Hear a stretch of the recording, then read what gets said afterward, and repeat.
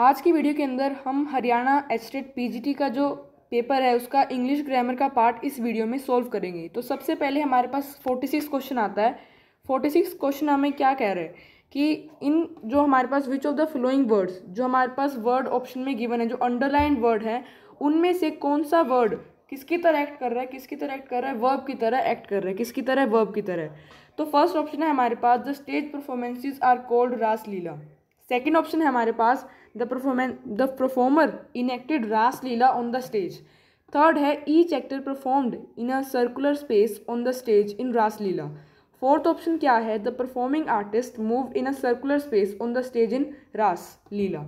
तो यहाँ पे सीधी से हमें दिख रहा है कि यहाँ पे थर्ड ऑप्शन होगा, क्योंकि वहाँ पे परफॉर्म्ड किसकी तरह एक्ट कर रहा है, किसकी तरह, वर्ब की तरह एक्ट कर रहा है, किसकी तरह, वर्ब की तरह एक्ट कर रहा है। नेक्स्ट हमारे पास जो ऑप्शन है वो क्या है, 47th ऑप्शन हमारे पास क्या कह रहा है कि select the correct option from the following that correctly transform the direct speech into indirect speech. इस वाले क्वेश्चन में हमें डायरेक्ट स्पीच जो हमें गिवन है उसे इनडायरेक्ट स्पीच के अंदर क्या करना है, कन्वर्ट करना है। क्वेश्चन क्या गिवन है, ही सेड कॉन्ग्रेचुलेशंस। तो ऐसे सेंटेंसेस को हम डायरेक्टली कन्वर्ट कर देते हैं, तो इसका क्या बनेगा इंडायरेक्ट स्पीच में, ही कॉन्ग्रेचुलेटेड मी। तो आंसर क्या हो जाएगा इसका, फर्स्ट। नेक्स्ट हमारे पास है 48th क्वेश्चन। इस क्वेश्चन के अंदर हमें क्या पूछा गया है, fill in the blank with the correct preposition. सबसे पहले आपको पेपर के अंदर कम से कम 2 बार तो क्वेश्चन को रीड करना ही करना है। फिर आप सबसे पहले तो खुद एक बार आंसर ट्राई कीजिए, नहीं तो आप क्या करो, नेगलेक्ट करने की ट्राई करो। मतलब ये ऑप्शन भी नहीं हो सकता, ये ऑप्शन भी नहीं हो सकता, लास्ट में आपके पास एक ऑप्शन तो ज़रूर बचेगा ही बचेगा, जिससे कि आपको क्या होगी, काफ़ी हेल्प होगी। 48th क्वेश्चन के अंदर do you usually go out dash Saturday evenings. तो यहाँ पे प्रेपोजिशन बनना है। ये बात आप ध्यान रख लीजिए, आपको ध्यान में रखनी है कि जब भी हमारे पास मंडे, ट्यूसडे, वीक डेज की बात हो रही हो, वहाँ पे हमेशा क्या यूज़ होगा, ओन यूज़ होगा। क्या यूज़ होगा, ओन। तो इसका आंसर आ गया हमारे पास थर्ड। नेक्स्ट हमारे पास जो क्वेश्चन है वो है 49 में क्या पूछा गया है, चूज द करेक्ट वर्ब। हमें सही वर्ब का चुनाव करना है in the following sentences against the blank spaces. मतलब जो ब्लैंक स्पेस हमें गिवन है उसके अंदर करेक्ट वर्ब का चुनाव करके उसके अंदर हमें भरना है। तो my father dash for daily yesterday. यहाँ पे हमें दिख रहा है कि यहाँ पे यस्टरडे यूज़ हुआ है, तो यहाँ पे किसकी बात हो रही है, यहाँ पे यूज़ हो रही है, यहाँ पे पास्ट की बात हो रही है। किसकी बात हो रही है, पास्ट की। तो यहाँ पे क्या आएगा, यहाँ पे हमारे पास होगा लेफ्ट, क्योंकि लीव भी हमारे पास पास्ट नहीं, ये प्रेजेंट आ गया। विल लीव भी हमारे पास पास्ट फॉर्म नहीं है, और विल बी लीविंग तो है ही नहीं। तो यहाँ पे सीधा सा आंसर हमारे पास आ गया left, my father left for daily yesterday. Next question हमारे पास क्या है, 50th क्वेश्चन है हमारे पास, जो कि है choose the correct option to fill the blank space in the sentence which express the correct notion hinted in the bracket against the blank space. इसमें भी हमें क्या करना है, जो हमारे पास ऑप्शन जो हमें ब्लैंक स्पेस है उसमें क्या करना है, भरना है इनमें से एक आंसर। तो यहाँ पे एक बार देख लेते हैं चारों आंसर क्या हमारे पास गिवन है। फर्स्ट है मस्ट, सेकंड है शेल, थर्ड है मे और फोर्थ है कुड। सबसे पहले यहाँ पे क्या आना चाहिए, विल आना चाहिए था। अगर यहाँ पे मतलब हमें यहाँ पे क्या करना, अपोलोजाइज करना है या फिर यू हैव और फेस द कॉन्सिक्वेंसेज। बट यहाँ पे कमांड की बात हो रही है, तो विल का ऑपोजिट आएगा। विल का ऑपोजिट क्या होता है, शेल। तो आंसर हमारे पास हो गया सेकेंड। नेक्स्ट हमारे पास क्या है, 51 क्वेश्चन। कौन सा, 51 क्वेश्चन में क्या पूछा गया है, pick the correct option to indicate the use of adjective in the following sentences. मतलब इनमें से हमें देखना है कि कौन, जो हमारे 4 वर्ड्स गिवन है इनमें से एडजेक्टिव की तरह कौन सा वर्ड काम कर रहा है। तो सबसे पहले ब्रीज तो हो नहीं सकता। अगर हम इसकी हिंदी सेंटेंस देखेंगे उसमें आपको एकदम से पता चल जाएगा इसका क्या होना चाहिए। A cool breeze blew from the sea, मतलब जो समुद्र है उसमें से एक ठंडी हवा बह रही है, मतलब ठंडी हवा बह रही है। तो सीधा से दिख रहा है यहाँ पे ठंडी को क्या डिनोट कर रहा है, इंग्लिश में ठंडी को डिनोट कर रहा है कूल। तो आंसर क्या होगा, थर्ड। नेक्स्ट, अब यहाँ पे हमने हिंदी का भी यूज़ किया, तो कई बार अगर हम सेंटेंस को हिंदी में कन्वर्ट कर देते हैं आधी तो प्रॉब्लम वही सॉल्व हो जाती है। नेक्स्ट हमारे पास क्या है, 52 क्वेश्चन के अंदर हमारे पास identify the underlined word in the given sentence. ये क्या चीज़ है, हमें इसको ढूंढना है। फर्स्ट ऑफ ऑल जो हमारे पास फर्स्ट ऑप्शन है, जो फर्स्ट ऑप्शन गिवन है वो कब यूज़ आता है, जो फर्स्ट ऑप्शन वो क्या करता है, नाउन की तरह एक्ट करता है। किसकी तरह, नाउन की तरह हमारे पास एक्ट करता है। दूसरी बात, इस केस में जो हमारी वर्ब होती है वो क्या होती है, मूविंग। वर्ब क्या होती है, मूविंग। दूसरी बात, लेकिन इस वाले केस में हमारी जो यहाँ पे हमारे पास जो फर्स्ट ऑप्शन है उसके अंदर वर्ब मूव नहीं होती, लेकिन जो प्रेजेंट पार्टिसिपल है इसके अंदर वर्ब मूव होती है। आपको क्या रखना है, ध्यान में इस बात को रखना है। तो इसका आंसर क्या होगा, सेकंड ऑप्शन जो कि है हमारा प्रेजेंट पार्टिसिपल। नेक्स्ट हमारे पास जो क्वेश्चन है वो क्या है, 53 क्वेश्चन, जो कि है 53 क्वेश्चन। 53 क्वेश्चन हमें क्या कह रहा है, identify the correct meaning of the underlined idiom in the following sentences from the options given below. Climbing Mount Everest is not a child's play for everyone.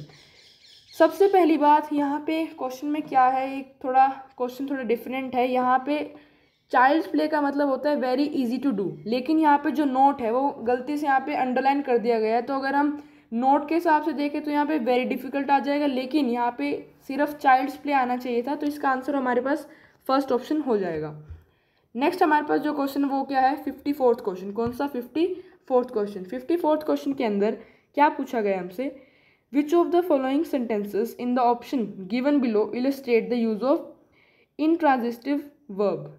जो हमारे पास यहाँ पे वर्ब गिवन है, अगर हम इसको हिंदी के अंदर ट्रांसलेट करें तो ये अकर्मक वर्ब, मतलब अकर्मक जो क्रिया होती है उसी को ये बोला जाता है। अगर इन हटा दे तो वो क्या हो जाएगी, कर्मक क्रिया। तो इसके अंदर सबसे पहली बात हमें देखना है, ऑब्जेक्ट होता ही नहीं है। जब भी इस वर्ब की बात आए हमारे पास ऑब्जेक्ट क्या होगा, एब्सेंट होगा। ऑब्जेक्ट क्या होगा, एब्सेंट होगा। तो फर्स्ट ऑप्शन हमारे पास है फायर बर्न्स। सेकंड है the principal hoisted the flag on Independence Day. Third option क्या है, she is reading the newspaper. Our team won the match, जो कि हमारे पास फोर्थ इसका ऑप्शन हमें गिवन है।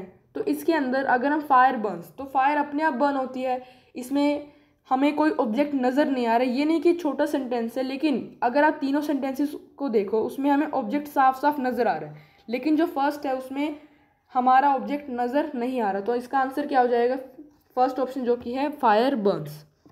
नेक्स्ट हमारे पास क्वेश्चन क्या है, 55th क्वेश्चन। 55th क्वेश्चन हमें क्या कह रहा है, choose the correct set of article for the given options in the following sentence against the blank space. इसमें हमें क्या पढ़ना है, आर्टिकल पढ़ना है। जो हमें कौन से दो में ब्लैंक स्पेस गिवन है, आर्टिकल हमें क्या करना है, भरना है। तो सबसे पहले अगर आप इसको देखो, यहाँ पे आउटलाइन है और दूसरी जगह ब्लैक बोर्ड। अगर हम फिट करके भी देखें, द फर्स्ट ऑप्शन है the teacher wrote a outline of a story on a black board. ये तो बिल्कुल नहीं होगा, तो फर्स्ट ऑप्शन हमारे पास हो गया कट। दूसरी चीज़, अगर हम सेकंड ऑप्शन देखें, the teacher wrote an outline, ये सही लग रहा है। नेक्स्ट हमारे पास है black board, story on the black board. The हमारे पास कब यूज़ होता है, जब हमारे पास कोई स्टेट, मतलब हमें दिख रहा है कि कोई जब ठोस चीज़ होती है तब हमारे पास द यूज़ होता है। तो अगर यहाँ पे हम देखें तो 55th क्वेश्चन का आंसर हमारे पास सेकंड हो जाएगा, the teacher wrote an outline of a story on the black board. क्योंकि यहाँ पे स्पेसिफिकली किसकी बात हो रही है, यहाँ पे स्पेसिफिकली बात हो रही है ब्लैक बोर्ड की, इसलिए क्या लगाया गया, द लगाया गया। अब जो 56th हमारे पास क्वेश्चन है वो क्या है, which one of the following words is not a noun. इनमें से कौन सा वर्ड क्या है, नाउन नहीं है। क्या है, नाउन नहीं है। तो फर्स्ट एडवाइस नाउन हो सकता है, राइस भी नाउन हो सकता है, डिवाइस, अगर आप इनको सोचोगे भी तो ये आपको नाउन दिखाई देंगे, लेकिन नाइस नाउन नहीं हो सकता। नाइस क्या हो सकता है, नाउन नहीं हो सकता। नेक्स्ट हमारे पास जो क्वेश्चन वो क्या है, 57th। इसमें हमें देखना है कि किसकी, मतलब यहाँ पे बिगनिंग को कहाँ पे, उसकी मतलब स्पेलिंग ठीक कहाँ पे है, कौन से चार ऑप्शन में से है।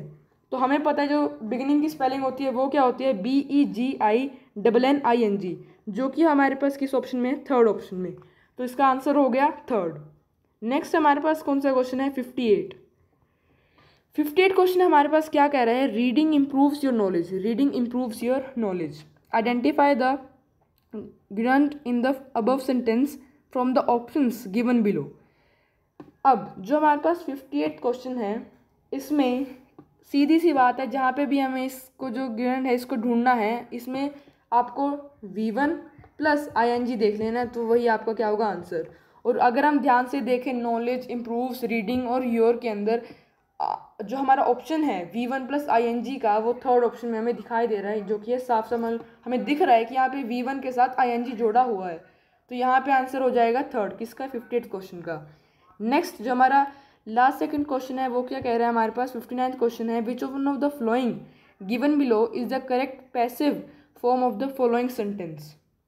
तो पैसिव जो फॉर्म होती है, सबसे पहली बात उसके अंदर कभी भी हम क्या नहीं करते हैं, जो हमारा जो टेंस है, जो हमारे पास सेंटेंस का जो टेंस हमें गिवन है उसको कभी भी हम क्या नहीं करते, चेंज नहीं करते।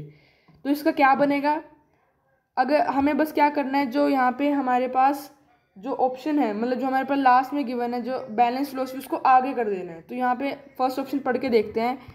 अ balanced philosophy of life is presented by Bhagavad Gita. तो इसका आंसर क्या हो जाएगा, यही हो जाएगा जो कि है फर्स्ट ऑप्शन। अब बैलेंस्ड फिलोसफी हमने इसको किस में चेंज किया है, हमने इसको पैसिव वॉइस में क्या कर दिया, चेंज, पैसिव वॉइस के अंदर। तो क्या है answer, a balanced philosophy of life is presented by Bhagavad Gita. Main चीज़ क्या है इस वाले क्वेश्चन में कि हमने पैसिव वॉइस में जो हमारी सेंटेंस का टेंस है उसे चेंज नहीं करना, तो आज का जो हमारा इसके जो इस पेपर है, इसका जो ग्रामर पोर्शन का जो लास्ट क्वेश्चन है जो कि है 60 क्वेश्चन, उसमें हमारे पास क्या गिवन है, identify the compound word from the options given below. अब इसमें कंपाउंड वर्ड का जानना ज़रूरी है, नहीं तो हम आंसर कर ही नहीं पाएंगे। तो जो कंपाउंड वर्ड है वो किससे बनता है, वो मतलब दो शब्दों या फिर आपको दो शब्दों से, मतलब दो मीनिंगफुल शब्दों जो मीनिंग बना रहे हों, जब उनको एक साथ लाया जाता है उससे एक कंपाउंड वर्ड की क्या होती है, फॉर्मेशन होती है। तो डेवलपमेंट में यहाँ पे कोई हमें दो शब्द नहीं दिखाई दे रहे जो कि मीनिंगफुल भी हों। न्यूज़पेपर, थर्ड क्या है, पावरफुल, यहाँ पे भी हमें नहीं दिखाई दे रहा। चाइल्डहुड भी हमारे पास कंपाउंड वर्ड नहीं होगा, तो आंसर क्या है इसका, न्यूज़पेपर, न्यूज़ एंड पेपर। तो यहाँ पे एक मीनिंगफुल वर्ड हमें दिखाई दे रहा है। तो ये थी हमारे पास जो हरियाणा एचटेट का जो पीजीटी का पेपर है 2019 का, उसका जो पेपर की इंग्लिश ग्रामर का पोर्शन था, इस वीडियो में हमने क्या करा, कवर किया। अगर आपको ये वीडियो पसंद आई तो please like share comment and subscribe to our channel English achievers.